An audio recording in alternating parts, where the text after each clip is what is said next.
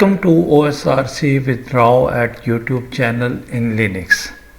OSRC का जो M है बेसिकली इन वीडियोस को शेयर करने का वो है कि हम टेक्निकल हैंड्स ऑन नॉलेज को दें फॉर ऑल एवरीवन उसको। इसीलिए इसको जो लेक्चर को है या इस चैनल को बनाया गया है कि जो हम हैंड्स ऑन प्रैक्टिस आपको तमाम जो लेटेस्ट टॉपिक्स या most demanding topics in IT के अंदर, नेटवर्क के अंदर और साइबर सिक्योरिटी के अंदर हैं वो तमाम चीज़ों को प्रोवाइड करें। मैं क्विकली अपने आर्किटेक्चर को एक्सप्लेन कर देता हूँ कि ये तो लिनक्स बेस्ड वीपीएन है जो कि हम ओपन सोर्स टूल्स स्ट्रॉन्गसॉन को यूज़ करेंगे और IPsec की कॉन्फ़िगरेशंस करेंगे। हमारे पास दो नेटवर्क्स हैं, एक VPN 1 और VPN 2 जो कि रिमोट एरियाज़ के अंदर है, लेकिन as a hands on point से ये कि जो उसका वैन इंटरफेस है वो सेम नेटवर्क के ऊपर है। ये नेटवर्क आप चेंज कर सकते हैं। जो हमारा एक वैन इंटरफेस हम इस वक्त जो ले रहे हैं 192.168.10.1 बल्कि 100.1 है और दूसरे एंड के ऊपर 100 है यहाँ पर और दूसरे एंड के ऊपर 100.200 है। इसके दरमियान हम एक वर्चुअल नेटवर्क क्रिएट करते हैं जिस वर्चुअल नेटवर्क को ही हम इनक्रिप्ट करेंगे, हम टनलिंग क्रिएट करेंगे उसके ऊपर और उसी में इनक्रिप्ट करेंगे। उस वर्चुअल नेटवर्क के अंदर हम लैन एनवायरनमेंट को एक दूसरे के साथ कम्युनिकेट करते हैं उस चीज़ के ऊपर, और ये हमने पूरा एक लैन एनवायरनमेंट क्रिएट किया हुआ है। इसके एक्सप्लेन मैं आपको आगे फाइल में भी कर देता हूँ।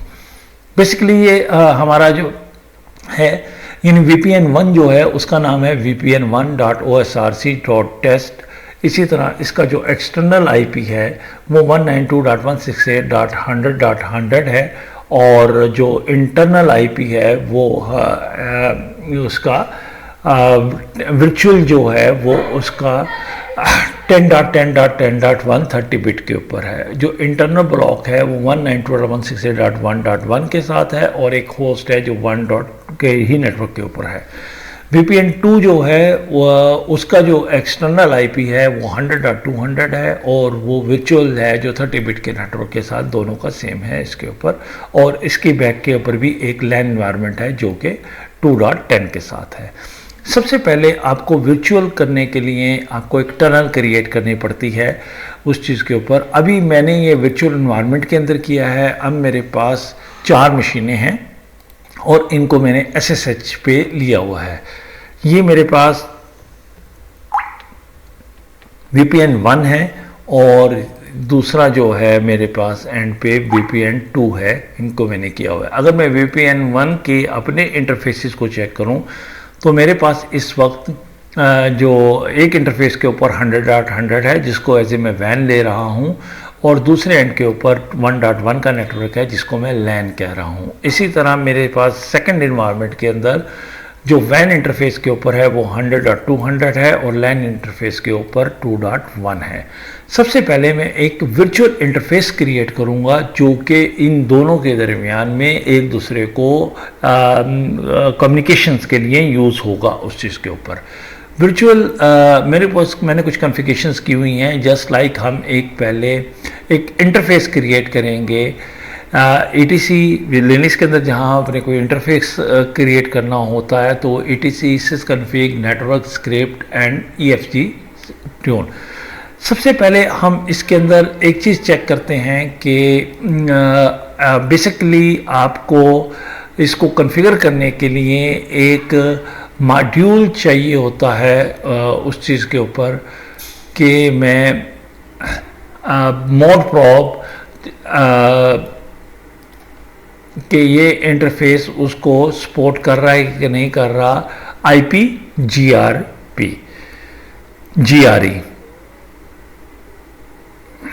जो GRE है ये एक प्रोटोकॉल है जो कि जेनेरिक राउटिंग इनकैप्सुलेशन के लिए यूज़ होता है। ये मॉड्यूल एनेबल होना चाहिए। मैं ये चेक कर लेता हूँ LS मॉड्यूल। ये हमारे पास पाइप साइन ग्रैप की मदद से मैं देखता हूँ ये मॉडल हमारे पास ये मॉड्यूल जो है वो एनेबल है। इसी तरह मैं यहाँ पर भी चेक कर लेता हूँ LS mode pipe sign grep IP_GRA।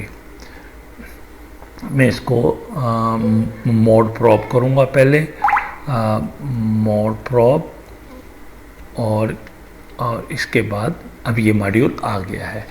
अब इससे पहले सबसे पहले मैं यहाँ पर एक वर्चुअल इंटरफेस क्रिएट करूँगा और ये मैं टनल 1 के अंदर जाके इस पाथ के ऊपर etc sysconfig नेटवर्क स्क्रिप्ट्स के अंदर जाके ifcfg-tun0 के नाम से मैंने एक इंटरफेस क्रिएट किया और ये इंफॉर्मेशंस होती हैं। इसको असल में ये मैंने सारा पहले किया हुआ है, उसका सिर्फ इसलिए कि टाइम आपका सेव हो जाए। इसमें होता ही है कि डिवाइस का नाम है जो TUN0 है, बूट प्रोटो नन है, ऑन बूट यस, बूट के ऊपर यस करे, डिवाइस टाइप जो है टनल है, टाइप GRE है। जैसे कि अभी हमने इस चीज़ को देखा था कि आपका जेनेरिक राउटिंग इनकैप्सुलेशंस, पेयर, हम पेयर टू पेयर इसमें कॉन्फ़िगर करते हैं। पेयर इनर IP एड्रेस जो आपका जो आउटर IP एड्रेस होता है, जो उसका चीज़ होता है, सबसे पहले हम इसको पेयर बताते हैं कि ये आपका फॉर एंड का है 192.10.10.10.2 जो फॉर एंड का है, और इसी तरह ये उसका जो IP एड्रेस है, आउटर IP एड्रेस है 192.168.100.200 और ये इनर एड्रेस होता है आपका। ये मैंने इसको सेव किया। यही काम मैं दूसरे एंड पे भी जाके यही चीज़ें मैंने करनी है। सबसे पहले मैं एक इंटरफेस क्रिएट करूँगा, ये मैं 2 पे हूँ और अब मैंने यहाँ पर यही एंट्री डालनी है, लेकिन थोड़ा सा इसको चेंज करना है। चेंज करना है ऐसे कि अब इसका जो इनर है, इसका जो आउटर होगा वो 10 होगा, 1 होगा और ये 100 पे आएगा, और इसका जो इंटरनल है वो 2 होगा। ये मैंने सेव किया। अब अगर इसको मैंने एक तो हमने जब इसको नेटवर्क स्क्रिप्ट्स के अंदर डाल दिया तो जब हम इसको रिबूट करेंगे तो ये ऑटोमेटिकली ये उठा लेगा। अगर हमने इसको रन टाइम के ऊपर उठाना है तो हम इफ TUN0 इंटरफेस इसको हम अप करेंगे तो ये हमारे पास अप हो जाएगा, ये इंटरफेस आ गया। इसी तरह मैं इफ अप TUN0 तो ये यहाँ भी आपका इसमें भी आ गया। अब टनलिंग मेरी क्रिएट हो गई है। अब मैं अगर टनल को पिंग करना चाह रहा हूँ तो टनल मेरी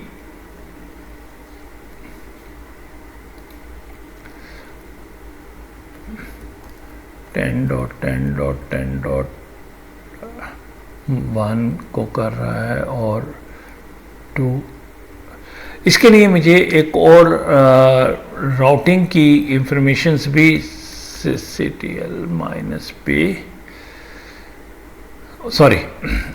सबसे पहले इसके अंदर आपकी फायरवॉल लगी हुई होती है IP tables -F।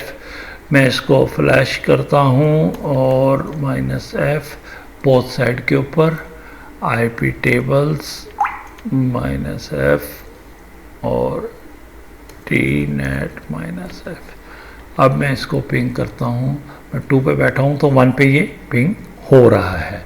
It's mean मेरी अब ये टनल क्रिएट हो गई है। अब अगर मैं इसके लैन इंटरफेस को पिंग करना चाह रहा हूँ 192.168.2.1 तो ये नहीं करेगा, क्योंकि ये दूसरा नेटवर्क है, इसके अंदर कोई राउटिंग टेबल या वो चीज़ नहीं डालनी पड़ेगी। अगर लिनक्स के अंदर आपने राउटिंग टेबल चेक करनी है तो राउट -n की कमांड होती है। देखिए यहाँ पर जब हम 2 को इन्फॉर्मेशन भेज रहे हैं तो 2 के ऊपर कोई भी राउटिंग टेबल 2 की अवेलेबल नहीं है। इसी तरह यहाँ पर भी कोई भी टेबल आपकी अवेलेबल नहीं है, तो हम एक राउट डाल देते हैं इसको। अगर आप इसको परमानेंट करना चाहते हैं तो आप इसको rc.local में डाल दें। मैं इसको परमानेंट करना चाह रहा हूँ इसी सेविंग ऑफ टाइम के पॉइंट ऑफ व्यू से, तो E1 के अंदर जाके मैं vim rc.local के अंदर मैं ये डाल देता हूँ।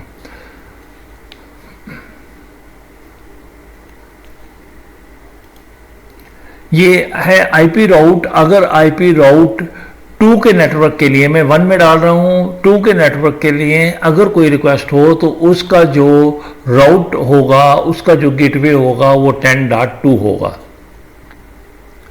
इसी तरह मैं ये इसमें भी डाल देता हूँ rc.local। ये मैंने इसमें भी ये कर दिया। अगर 1 के नेटवर्क के लिए होगा तो इसका 1 का गेटवे होगा।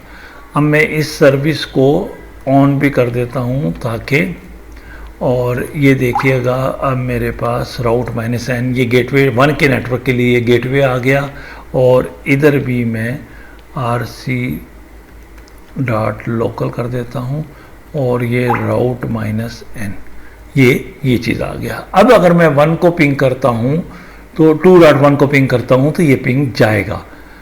इसी तरह अगर मैं 0 पे करता हूँ तो तब भी जाएगा, क्योंकि अब उसकी राउटिंग टेबल्स आ गई है, उसको कॉन्फ़िगर हो गया है, तो अब वो इजीली एक दूसरे को पिंग कर सकते हैं।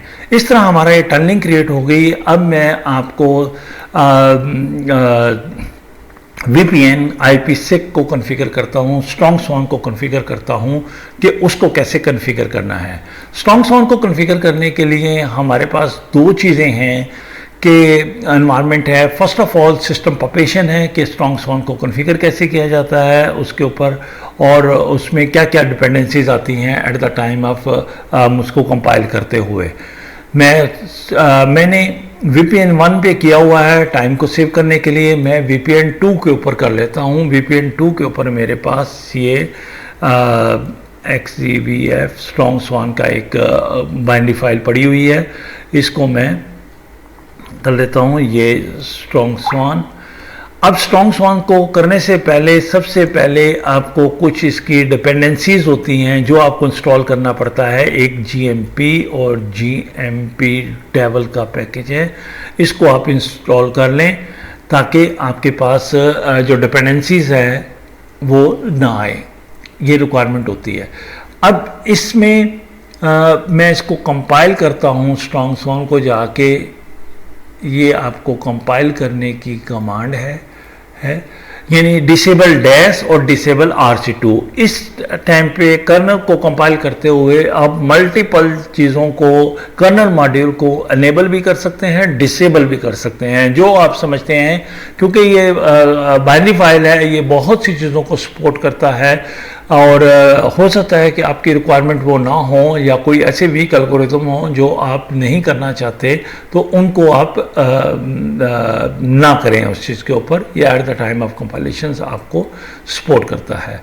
अभी ये हो गया है, अब मैं इसको मेक कर लेता हूँ, कॉन्फ़िगर हो गया है। ये तकरीबन आपके 2 मिनट्स लेता है, या फिर डिपेंड करता है कि आपकी सिस्टम की कॉन्फ़िगरेशन क्या है, सिस्टम के स्पेक्स क्या हैं। अगर आपके सिस्टम की स्पेक्स अच्छी हैं तो ये कम टाइम में कंपाइल हो जाता है उस चीज़ के ऊपर। लेकिन इस वक्त जो मैंने वर्चुअल सर्वर्स के तौर के ऊपर इसको रैम दी हुई है वो 1 GB है जो कि पे टाइम लगाता है। अगर मैं यही बात कंपैरिजन करूं जो मेरे प्रीवियस लेक्चर्स के अंदर जो FreeBSD के अंदर है उसमें 512 रैम के ऊपर है, और वहां पर तकरीबन लेस दैन 1 मिनट के अंदर ये पूरा कंपाइल हो जाता है, कॉन्फ़िगर हो जाता है, क्योंकि FreeBSD as compare to Linux fast है और रिसोर्स हंगरी नहीं है जिस तरह के लिनक्स जो रिसोर्स हंगरी है, FreeBSD रिसोर्स हंगरी नहीं है, उस चीज़ के ऊपर है। तो बहुत बेटर एनवायरनमेंट है। Linux is also is a better environment, लेकिन FreeBSD एज कंपेयर टू इसके बेटर सॉल्यूशंस आपको देता है। ये तकरीबन 2 मिनट का लेता है कंपाइलेशन या उस चीज़ के ऊपर। इसे जितना ही होता है मैं आपको एक्सप्लेन कर देता हूँ कि हमारे इस चीज़ के अंदर 2 चीज़ें यानी कि हैं। पहले पे हमने टनल क्रिएट कर दी, अब हम PSK प्री शेड की के साथ पेयर टू पेयर ऑथेंटिकेशंस करेंगे। सेकंड स्टेज के ऊपर जो नेक्स्ट स्टेप होगा इसका, उस पे हम इसको सर्टिफिकेट बेस कॉन्फ़िगर करेंगे इस चीज़ पे। तो ये लिनक्स बेस सारी कॉन्फ़िगरेशन या उस चीज़ के ऊपर होगी।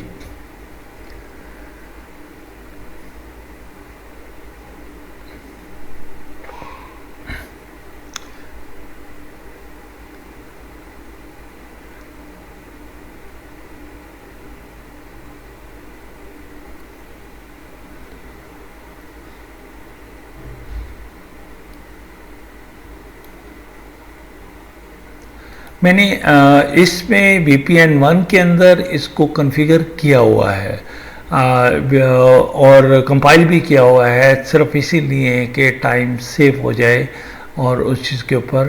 तो अभी ये हो गया है। अब इसको मैं मेक इंस्टॉल कर लेता हूँ, जो कंपाइल किया है उसको मैं इंस्टॉल कर लेता हूँ। और ये कुछ थोड़ा सा टाइम लेगा इंस्टॉलेशन के दरमियान। हो गया है IPsec स्टार्ट। मैं चेक कर लेता हूँ कि ये स्टार्ट हुआ कि नहीं हुआ। स्टेटस ऑल, ये हो गया है और इंस्टॉल हो गया है। अभी हम इसकी कॉन्फ़िगरेशन के ऊपर जाएंगे और ये 3 इंटरफेसेस को इसने लिसन किया है जो कि डायरेक्टली इसके ऊपर है। पहला स्टेप जो है मेरा ऑथेंटिकेशन के पॉइंट ऑफ व्यू से है, प्रीशेड की के ऊपर है। प्रीशेड की के अंदर हम एक की को शेयर कर लेते हैं, तो जितने भी VPN हैं उन तमाम के तमाम VPNs उस की को शेयरिंग की मदद से वर्क करते हैं। इसके लिए कोई भी हैश प्रोग्राम से आप अपनी की को जनरेट कर सकते हैं, जैसे कि लाइक ये मैंने ये की आ गई, इसकी ये जनरेट हो गई, एक रैंडमली की जनरेट हो गई है जो बेस 64 के ऊपर है। इस की को आप वो चीज़ करें। अब उसमें मैंने जो कॉन्फ़िगर किया हुआ है, मैं दूसरी करूँगा, इसका पाथ GeoSR लोकल ETC के अंदर IPsec के पूरा पाथ होता है। इसमें IPsec.conf और IPsec.secrets की फाइल होती हैं जिनको हम कॉन्फ़िगर करते हैं। VI एडिटर करके सबसे पहले मैं IPsec सीक्रेट की फाइल को कॉन्फ़िगर करता हूं, क्योंकि मुझे प्री शेयर्ड की चाहिए इसके अंदर। इस चीज़ का ख्याल कीजिएगा कि आप क्या कॉन्फ़िगर कर रहे हैं। इस वक्त मेरा एनवायरनमेंट ये है। अब इसमें जो एंट्री है, मैं यहाँ से जो प्री डिफाइन की हुई है मैंने, उसी की को मैं यूज़ करूँगा। अब ये देखिएगा कि इसके अंदर जो पहला एंड होता है वो एंड होता है जिस एंड के ऊपर आप कॉन्फ़िगर कर रहे हैं, और दूसरा एंड वो होता है जिस एंड से आप यूज़ कर रहे हैं, जो दूसरा रिमोट सर्वर है। PSK प्रीशेड की, और ये मेरी वो की है जो मैंने की क्रिएट की है। अब इसी तरह मैं दूसरे में भी CD USR लोकल ETC के अंदर जाके VIM IPsec और सीक्रेट्स इसमें इंसर्ट किया और एंड पे जाके यहाँ भी मैंने इसको कॉपी कर दिया। अब यहाँ मैंने चेंज करना है, क्योंकि यहाँ पे जो मेरा एंड है वो 2 है और फॉर एंड जो है वो 1 है। ये मैंने चेंज कर दिया और इसको मैंने सेव कर दिया। अब दूसरा आपकी कॉन्फ़िगरेशन होती है IPsec.conf की फाइल। मैं सबसे पहले इसको IPsec.conf की फाइल का बैकअप ले लेता हूँ, ताकि मुझे अगर कोई प्रॉब्लम हो जाता है तो मेरे पास ओरिजिनल फाइल पड़ी होनी चाहिए। मैं VIM IPsec.conf की फाइल को मैंने ये खोला। मुझे बाकी सारी चीज़ों को मैं रिमूव कर देता हूँ, क्योंकि मुझे ये नहीं चाहिए। मैं नई कॉन्फ़िगरेशन इसके अंदर मैं करता हूँ। इसके ऊपर बिल्कुल जो हमने टेस्टेड कॉन्फ़िगरेशन फाइल है उसी फाइल को हम यूज़ करते हैं इसके अंदर। ये मेरे पास एक टेस्टेड फाइल है जो कि चेक की हुई है। इसको मैं कॉपी कर देता हूँ, यहाँ से उठाता हूँ और यहाँ पर मैंने इसको पेस्ट कर दिया।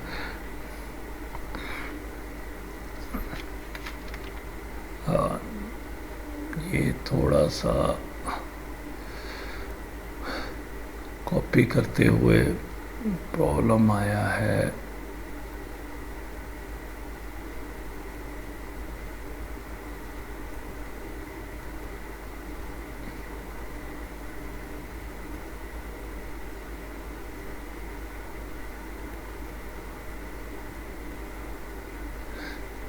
ये कॉन्फ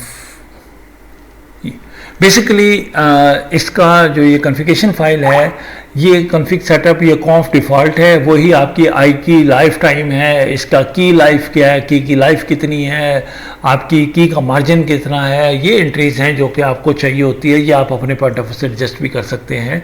ये हमारा जो कनेक्शन बिल्डअप करेगा VPN 122, और ये आप ऑथ बाय, यानी आप जब आप PSK के ऊपर प्रीशेड के ऊपर की यूज़ कर रहे होते हैं तो आप इसको मेंशन करते हैं कि एज ए सीक्रेट के तौर के ऊपर यूज़ हो रहा है। लेफ्ट आईडी वो आईडी होती होती है जो आप कॉन्फ़िगर कर रहे हैं। बेसिकली हमने जो टनलिंग के ऊपर, जो वर्चुअल के ऊपर हमने टनलिंग क्रिएट करनी है, हमारे एंड के ऊपर 10.1 है और ये सबनेट हमारा 1.0 है। राइट एंड जो होता है वो फार एंड होता है। फॉर एंड यहाँ पर 10.2 है और राइट सबनेट जो है आपका 2.0 का है। ये IKE है और ये ESP इनकैप्सुलेशन सिक्योरिटी पेलोड्स के तौर के ऊपर और ऑटो स्टार्ट। ये मैंने इसको ये कॉन्फ़िगर किया और मैं अब इसी को कॉपी ले लेता हूँ जो उस एंड के ऊपर मैंने इसको करना है। अब मैं दूसरे एंड के ऊपर cp ipsec.conf और ac actual vim ipsec.conf ये चीज़ किया और इसको मैं फिर उसको रिमूव कर देता हूँ। जो ऑलरेडी कॉन्फ़िगरेशन फाइल्स हैं उनको मैंने ये रिमूव किया और यहाँ पर मैं उसको कॉपी कर देता हूँ।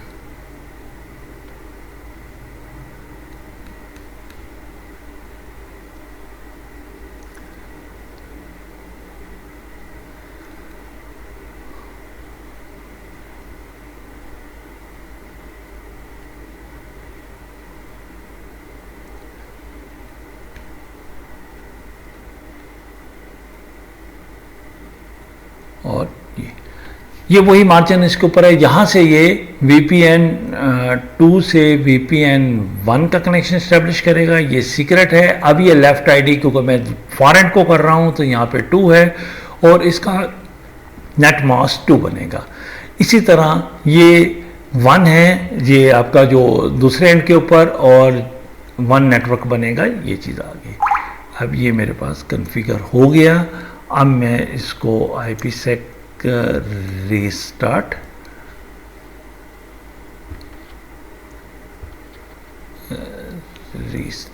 ये मैंने किया। इसी तरह मैं यहाँ पर भी IPsec रीस्टार्ट इसको एक दफ़ा फिर कर देता हूँ और ये स्टेटस ऑल। ठीक है, अभी ये कनेक्शन अप हो गया है। IPsec status all it's mean ये मेरी टनल क्रिएट हो गई है। अब इस चीज़ के हम दो चीज़ों को एक तो हम IPsec रीस्टार्ट या स्टार्ट कर सकते हैं और इसका स्टेटस ऑल से चेक कर सकते हैं। अगर आपने इसके पैकेट को देखना है कि ये इनक्रिप्टेड कर रहा है कि नहीं कर रहा, ये लॉग के लिए इसका हम ये देखते हैं कि मैं जैसे इसको यहाँ पे TCP dump basically yum install TCP TUF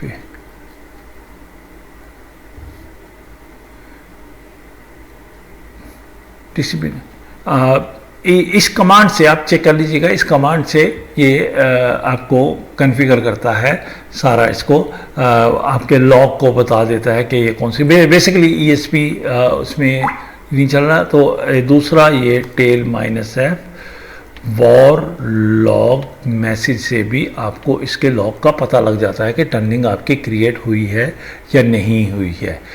और आप इसी तरह रिमोट एंड के ऊपर जो होस्ट साइड के ऊपर अगर मैं होस्ट A पे जाता हूँ और यहाँ से मैं 2.10 को पिंग कर रहा हूँ तो ये 2.10 का पिंग हो रहा है।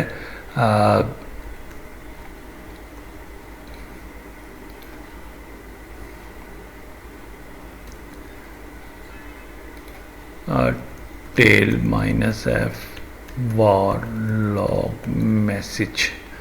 ठीक, ये आपका इस चीज़ के ऊपर चल रहा है। इस तरह हमने ये एक टनल क्रिएट की लिनक्स बेस जो कि प्री शेयर्ड के ऊपर वो चीज़ है। आई होप ये लेक्चर आपके लिए हेल्पफुल होगा। Thank you very much.